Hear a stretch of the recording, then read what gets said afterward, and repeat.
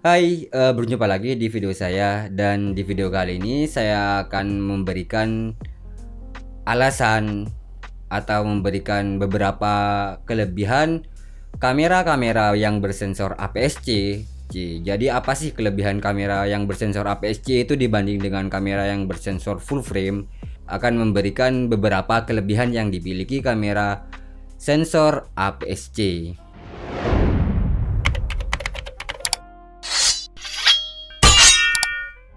Di sini saya ada kamera dengan sensor APS-C, yakni Sony Alpha 6000. Ini ini kelas menengah ya. Anggaplah ini kamera kelas menengah dari Sony yang bersensor APS-C, dan ada kamera dari Sony Alpha 7 Mark II. Ini juga kelas menengah, juga full frame tapi kelas menengah, bukan kelas flagshipnya, bukan kelas bawahnya. Ini ya intinya ini ya kelas yang paling tengah lah, dan ini juga kelas paling tengah. Tapi di sini saya tidak akan membahas kamera yang bersensor full frame. Di sini saya akan bahas kamera yang bersensor APS-C. Apa sih kelebihan kamera yang bersensor APS-C itu dibanding dengan kamera yang bersensor full frame?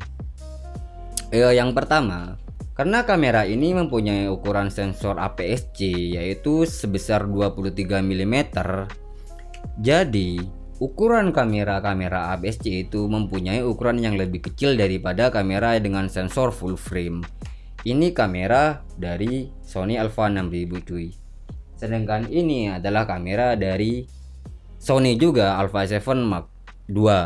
Tapi ini full frame.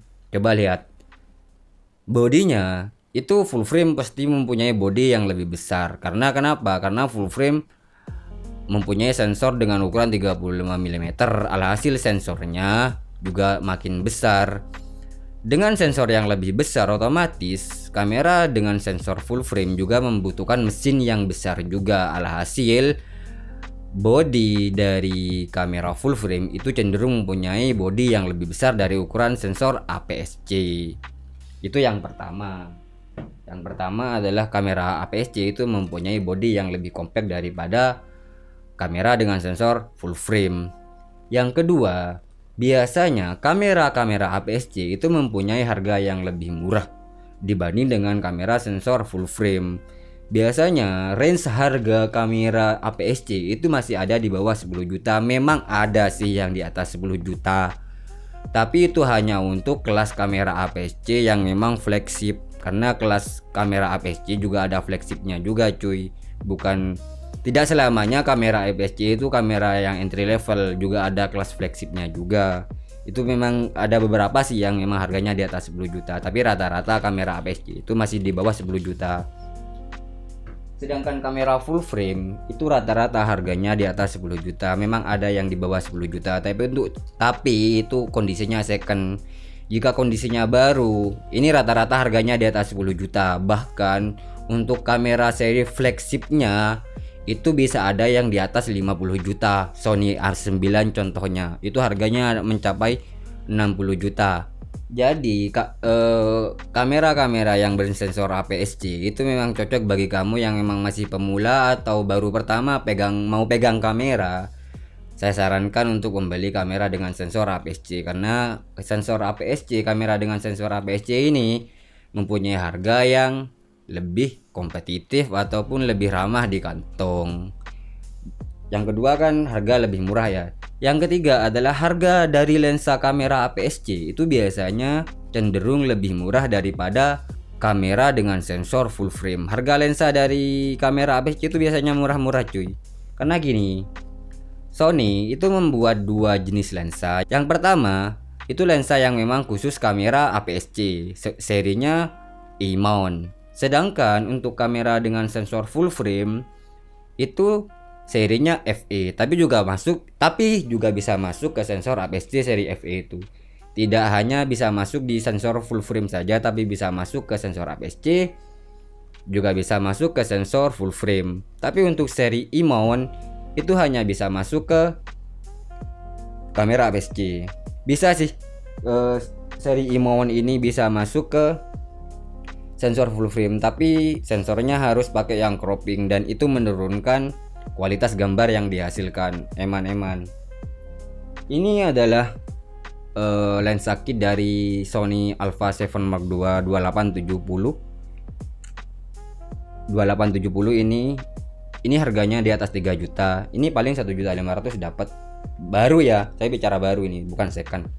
Ini 3 juta masih ke atas, sedangkan 1.500.000 ini dapat kalau lensa kitnya APS-C. Ini lensa kitnya full frame, ini mahal cuy. Meskipun lensa kit ini mahal, sedangkan ini lensa kitnya ini murah-murah. Jadi kamera dengan sensor full frame itu cenderung punya lensa yang lebih mahal, bukan cenderung lagi cuy, memang punya harga yang lebih mahal daripada lensa-lensa APS-C.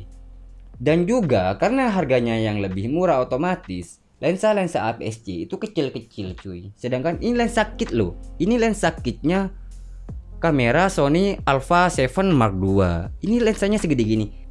Ini adalah lensa kitnya Sony A6000. Ini adalah lensa kit Sony A6000, sedangkan ini lensa kit kamera Sony A7. Jadi kamera-kamera APS-C itu biasanya punya ukuran lensa yang kecil-kecil. Jadi buat disimpan di kantong ini masuk cuy.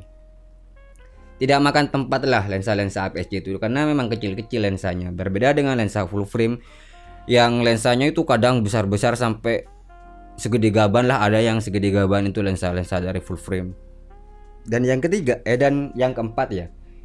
keempat itu biasanya autofocus kamera APS-C itu biasanya lebih cepat daripada kamera full frame. Satu contoh ya ini A6000. A6000 jika dibandingkan dengan A7 Mark II, autofokusnya sama-sama lensa kit, A6000 jauh lebih cepat daripada ini cuy. Meskipun sama-sama lensa kit ya, autofokusnya itu biasanya APS-C itu cepat-cepat meskipun sama-sama memakai lensa kit. Biasanya A6000 ini A6000 ini jauh lebih cepat daripada kamera A7 Mark II ini, meskipun sama-sama lensa kit ya. Kenapa autofocus lensa APS-C itu bisa lebih cepat? Karena dia punya sensor yang berukuran kecil. Tapi ya memang benar, autofocus kamera-kamera APS-C itu lebih cepat daripada kamera-kamera full frame. Ya jangan bandingkan dengan kamera-kamera full frame yang memang flagship cuy, seperti A9. Ya A9 memang full frame tapi juga cepat, tapi itu kelas flagshipnya Sony. Kalau kita bicara tentang kelas flagshipnya APS-C, ada Sony Alpha 6600, itu juga flagship, itu juga cepat. Malahan bisa saya bilang autofokusnya A6600 pasti lebih cepat daripada Sony Alpha 9. Kelebihan kamera APS-C itu yang kelima, itu tombol-tombol pada kamera dan settingannya itu biasanya tidak seribet settingan di kamera full frame. Ini banyak tombol di kamera full frame cuy. Biasanya di kamera full frame itu banyak tombol dan settingannya ini sedikit ribet. Berbeda dengan kamera-kamera bersensor APS-C, itu biasanya settingannya itu lebih sedikit dan sangat mudah dipahami.